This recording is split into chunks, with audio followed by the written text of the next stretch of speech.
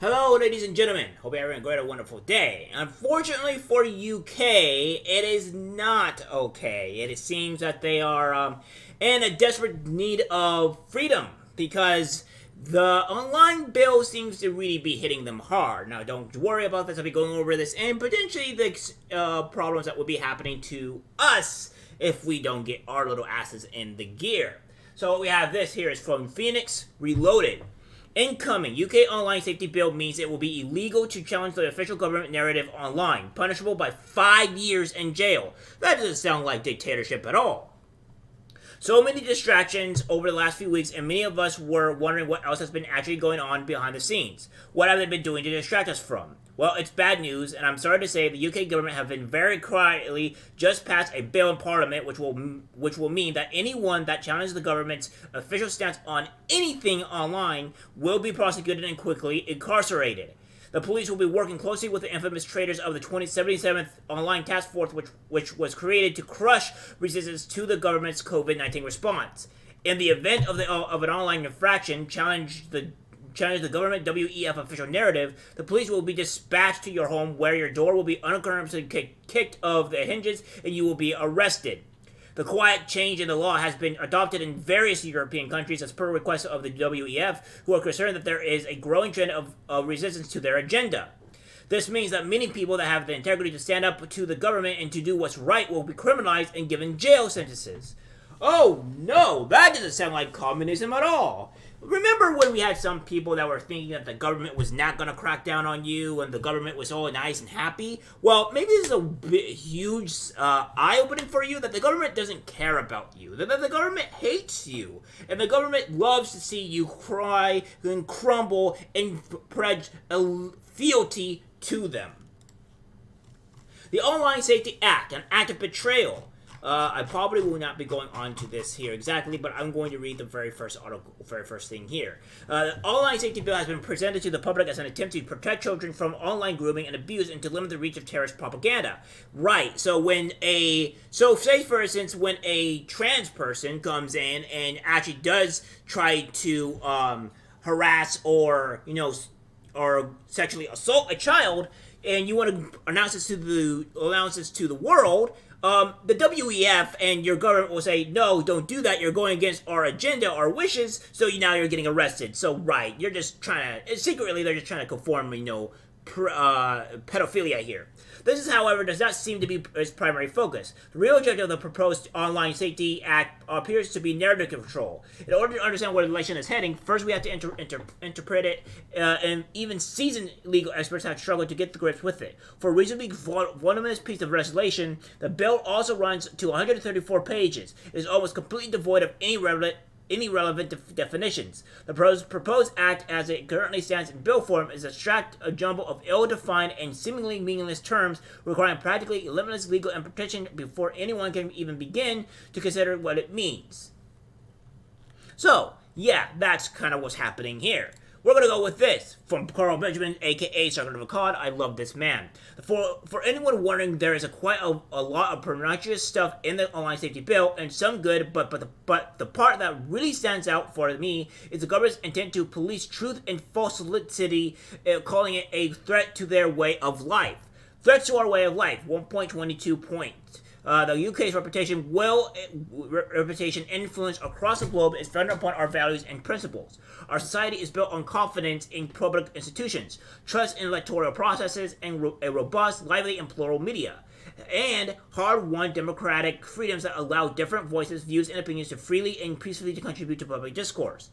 1.23. Inaccurate information, regardless of intent, can be harmful. For example, the spread of inaccurate anti-vaccination messaging online poses a risk to public health. The government is particularly worried about disinformation, information which is created or disseminated with the deliberate intent to mislead.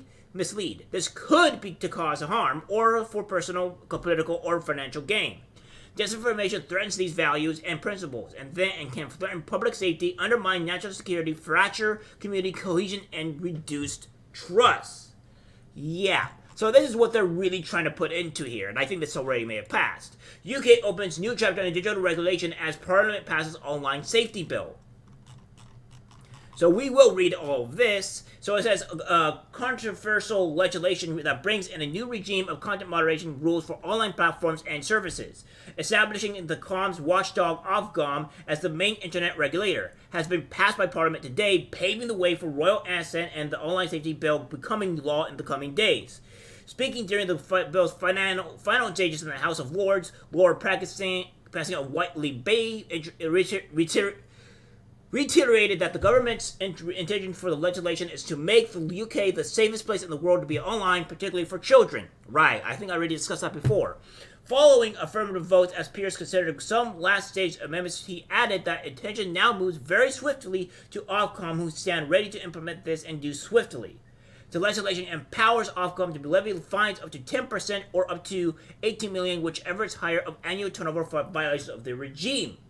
The online safety bill has been years in the making as UK police policymakers have grappled with how to respond to a range of online safety concerns. In 2019, these efforts manifested as white paper with a focus on rules for tackling illegal content, such as terrorism and CSAM, but also an ambition to address a broad sweep of online activity that might be considered harmful, such as violent content and the incitement of violence, encouraging suicide, disinformation, cyberbullying, and adult material being accused by children. The effort then morphed into a bill that was finally published in May 2021.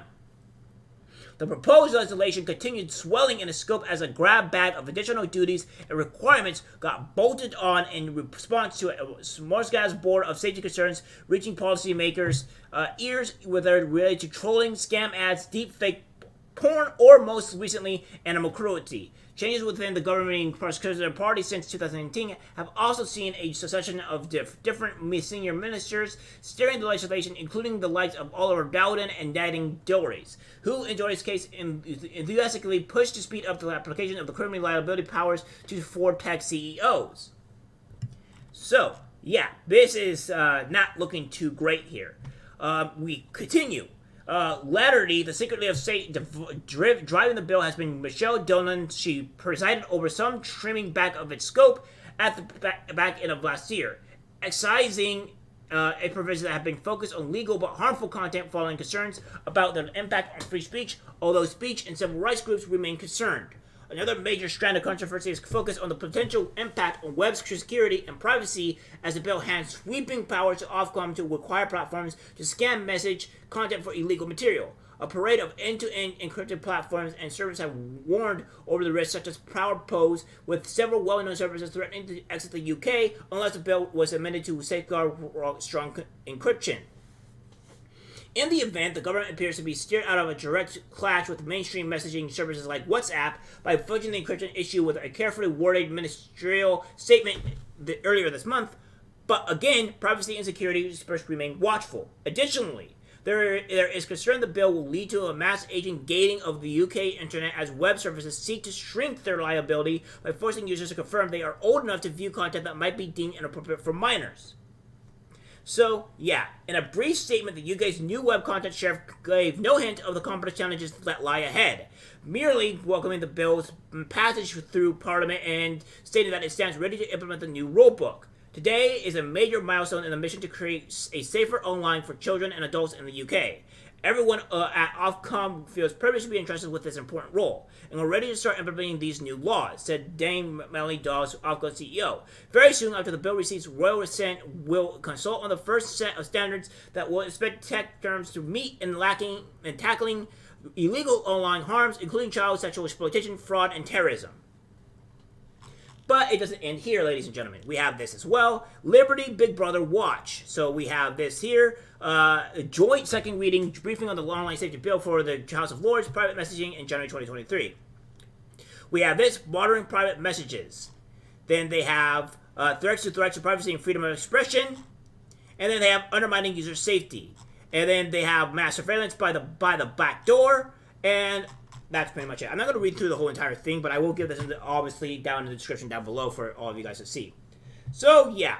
It seems here that they really don't want you going against them. So, if we're not going against them, they're going to put in laws and all this stuff that if you do, you'll be criminalized for 5 years. Say bye-bye to your freedom of speech and everything you hold dear.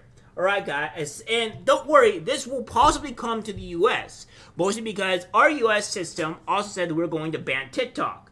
But under the fine print there, we also know that the Biden administration said that you're going to have control over everything that you do and see it and what have you, so that way we can properly monetize you. So this will probably come to the U.S. We have to slap it down. In fact, it has, but I haven't seen this actually be passed yet. So without further ado, hope you guys had a great day. I am sorry, the UK residents. I hope everything goes well for you, but it doesn't seem likely. But I do hope the best for your country and for you people to have the freedom to speak your grievances against your horrible and communistic government. Alright guys, that's the video. Like, subscribe, share. As always, take care.